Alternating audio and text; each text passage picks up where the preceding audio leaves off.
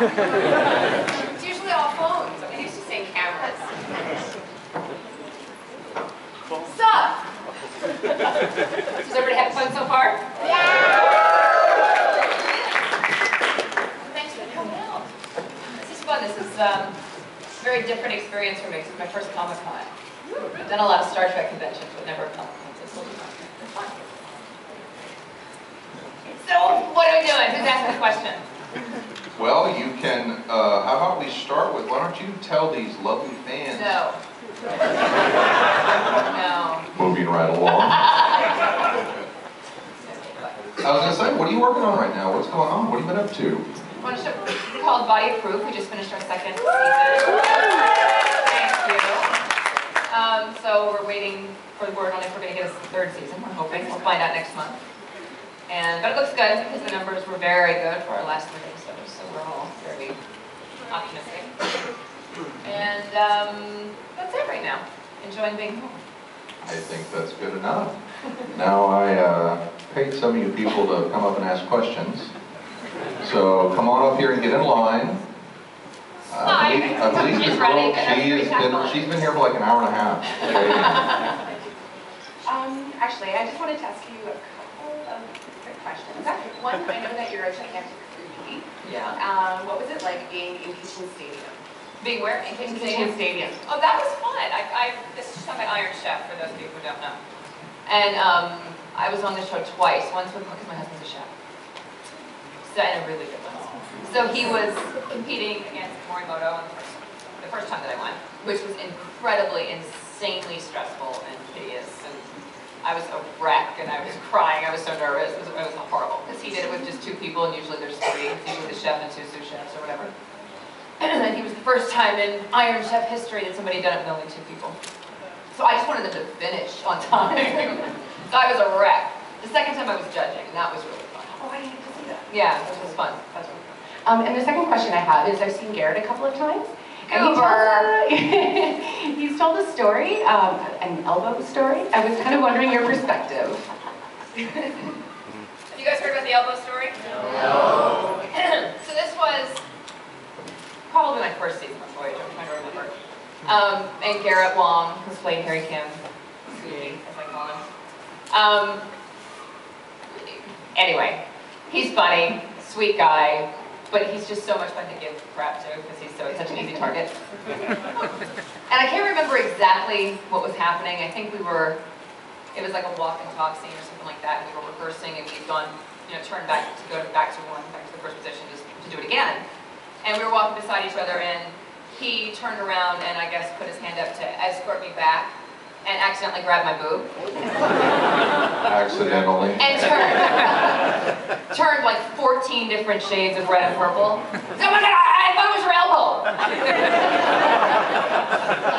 So, to be helpful, as I am wont to do, when he came back onto set to shoot the scene, I had Post-it notes that said elbow, not an elbow, to help him out. Thank you. Makes it too easy. Hi. Hi. What did you like playing on 2.5 Men? 2.5 Men was fun. I did 3 episodes over a several-year period. The first 2 were when Charlie was there, and the third one was for Charlie's funeral. It was fun. I mean, it's a great group of people. It was a lot of fun to do. Was he as bad It's nice to do comedy. Was he as bad as they say? Sorry? Was Charlie Sheen as bad as they say he was? Oh, I have no idea. He was perfectly professional and perfectly lovely when I was there. Yeah.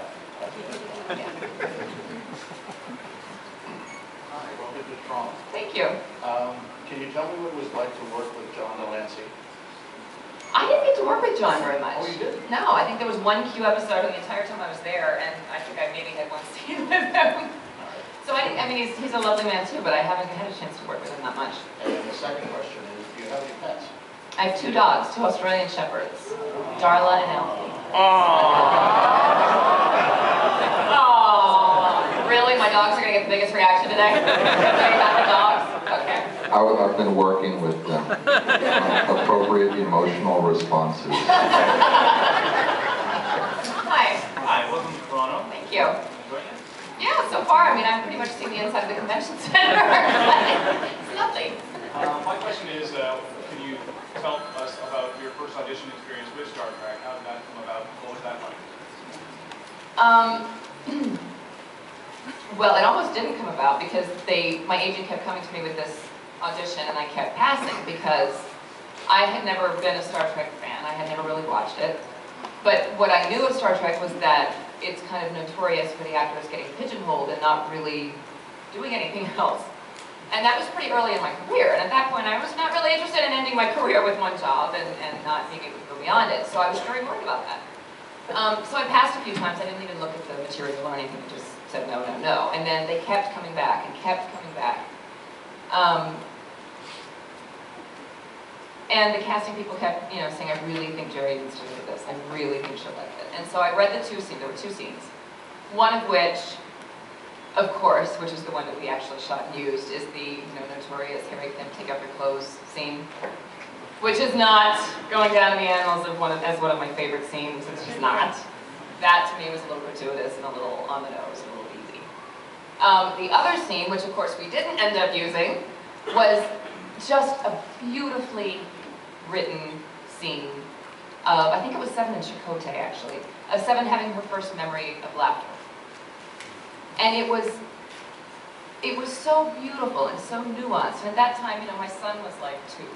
And I could remember, I could look at him and use him as a model for this character of what it was like when he had his first, like realization of what laughter was or something. And it was so beautiful, and I really saw the potential of what the character could be from that, based on that one scene. And so that's what finally convinced me to do it. It was actually a little bit more long and convoluted process than this. I kept passing, then we finally made a deal and I was going to test the next morning, and I think I got sick and had to cancel, like really, really sick, and had to cancel, and then they came back again. They still didn't cast the role, or they canceled the test waiting for me to do it, or something weird. And then I was supposed to test the next day. We made a deal, and I had never seen the show, and it was on that night, and I was like, well, I'm going to test for the show, I should probably watch it once. And it was the worst episode of television I've ever seen, ever of any show I've ever seen before or since. I'm not going to tell you what episode it was. And I don't even remember, to be honest. I just remember snippets of it because I was mostly watching it like this. I was just so horrified. And so I canceled. As soon as the show was over, I called and I was like, no, there's no way in hell. And so Rick Berman, who was then in charge of the franchise, called me the next morning and said, I understand you have some reservations. And I was like, dude, you got an hour? He's like, why don't you come in? And we can answer any questions you have and sort of allay your fears. And so at that point I had nothing to lose. So I went and I just told him, I was like, this was crap. This was really, really bad. And they said, oh God, no, not that episode. Don't judge us on that episode. And so he and Brandon Braga and Jeri Taylor, who was then a producer as well, were great. I mean, they sat there and sort of talked me off the ledge for about an hour and a half. And had me give it another shot, and I did. And I'm very glad I did. So are we, right? Yes. And that was a really